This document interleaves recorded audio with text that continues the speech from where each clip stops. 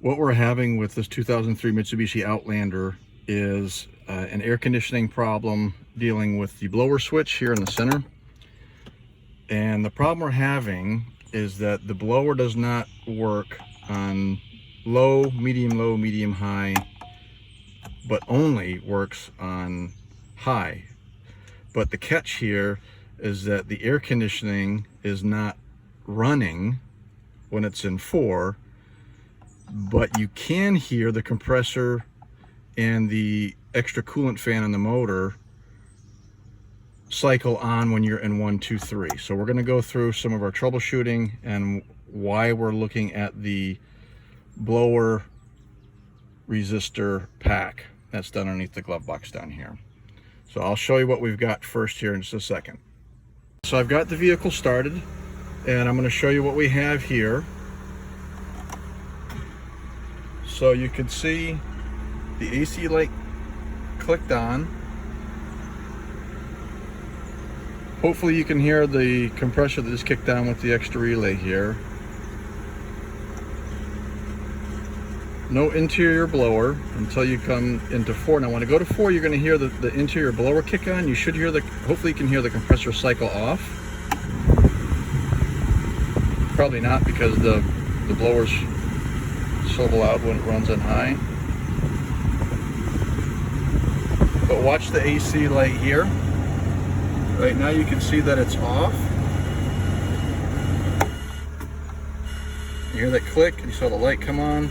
And what's funny is when you cycle between the switches here, you can actually get to 4 and have some cold air blow on you for, 5-10 seconds or so. Unless you want to ride down the road always doing this and this, we need to fix the problem. Okay, let's get to it. Get the glove box out of the way because the resistor relay for the blower is back up behind here. Okay, so you open up the glove box, get your junk out of there, and then I'm going to show you a couple things on this side, right down here.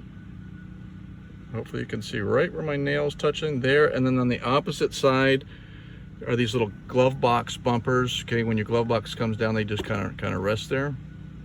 Now what we're going to do is we're going to gently push in on both sides to they just catch just a little bit, and when you push in, those bumpers will come out and they won't connect, or they won't bump up against this, and the glove box will swing down. So I only have one hand. I can't do this with a hand, so I wanted to talk through what I'm getting ready to do, okay? So to remove the glove box on this 2003 Mitsubishi Outlander, there's a couple things you need to keep in mind. Is you have two sides to this. You have a resting tab back up in here. You have a little bumper. You also have the same thing on the left-hand side as well, but the way to get this, you want to get this left side out first, and the best way is to get a screwdriver kind of up in there and just pry backwards, okay, and then it just comes out. So you can see where I'm pointing. There's kind of a little sandwich part in there, and that's what slides up inside there, okay? And once you have that off, then you can come on this side and you can actually just push in that direction, towards the steering wheel a little bit, and then the glove box will drop down, okay? Because there's not much that actually holds it on this side. You can kind of see it's very little. I'm going to try and, just about 1/8 of an inch. Couple millimeters at most, okay? And then obviously when you're putting it all back together again, it's just simple. You would just want to kind of push the glove box up a little bit, fish that in there a little bit of an angle, push it up in there, okay, and then you're good to go. And then you can get at, if your vehicle has a cabin air filter in the back, you can get at that. And then also for anything with the blower resistor pack if you need to replace that, which is what we're working on today. You can do that as well. It's down, and what we're looking at is this is the relay pack back up in here. Looks like we have, I can't quite tell, I'm going to get the phone in there just a little bit more. Yep, we've got 2 Phillips head screws holding it down in there. Look like you could just use a number 2. 4 wires going in there to the resistor pack. So let's get this out and we're going to take a look at it. So I have the resistor out of the vehicle, and I was hoping to find a pinout inside there, and I apologize for some of the lighting here, but what I suspect has actually happened with this is there is inside, kind of just, it's hard to see, but there's actually a thermal relay that to me looks like it's open, and you just kind of see it right there. It's kind of raised up in the air. It's a little wavy piece of metal right there.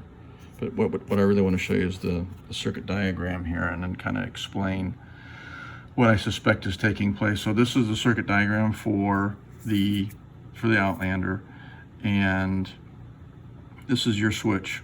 So when you turn your switch through those 4 positions, you can see these 3 lines here and then your 4th line.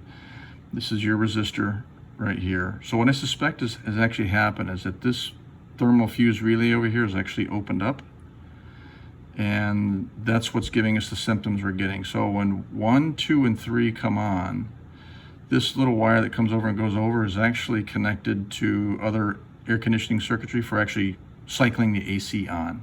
Okay, it's part of basically the logic for telling the air conditioner to come on.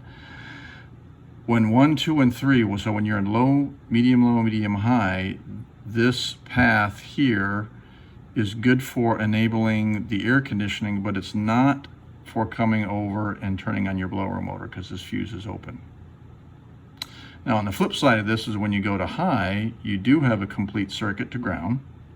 So the blower comes on high, but you have an open here that does not allow the logic for the air conditioning to cycle on. So hopefully you followed that. Basically the open here is preventing the blower from being on in these 3 settings because of that open to the blower motor, but the AC does cycle on, and when the fan's on high, when the blower's on high, you have a complete circuit here for the blower motor to run, but nothing because of the open to come over and turn the AC on. So I didn't mean that to be repetitive, but hopefully I wanted to make it a little more clear on what I'm running into. So when I get I've got the new part on its way. It wasn't in the store. O'Reilly and AutoZone, it's basically same price, and it was all the same situation. They have it in the warehouse, but not in the local store, so I got to wait about 3 or 4 hours. But when I get it, one of the things I will do is I'm going to do a pinout, and I'm going to test some of the resistances here, and I actually want to confirm that I have an open, basically from pins 2 to 3. I should have an open, and then all the other ones here, I should have some kind of resistance based on the resistor there. So I'll let you know as soon as I get that in from the store. Okay, so I'm back with the new part, and what I wanted to show you, I got a better shot here. On the old part, you can see right down in there, you see this little piece of metal kind of sticking up at about a 45 degrees. That's the thermal relay inside that thermal resistor, or inside the resistor that opened up the circuit, which I was describing earlier. And you can see in the new one down here, you can just see down in the bottom there one little hump, but then it's flat, so it's still connected down at the bottom. So I did the resistance checks across the circuits here and everything. On the new one, I was reading some kind of low value ohms, a couple ohms here, 2 ohms there, 4 ohms there, but no opens. On this one here, I was reading opens in the circuit. So we're gonna go plug it in, put it back in the vehicle, and get it tested, and we should be good to go. All right, so now comes the moment of truth. We replaced the resistor. You have to excuse the exhaust rattle out from outside. I think there's something else I gotta fix on the car. But the car's running, and we're gonna go ahead and cycle it on. What I'm hoping to see here is when we go position 1, 2, 3, all the way to 4, the AC light should come on. We'll have the low blower here and so on and so forth. So let's okay. Okay. Yep. Good there. Next one.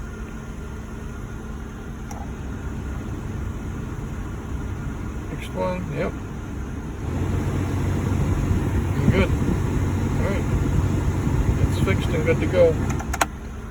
Alright, thank you for watching the video.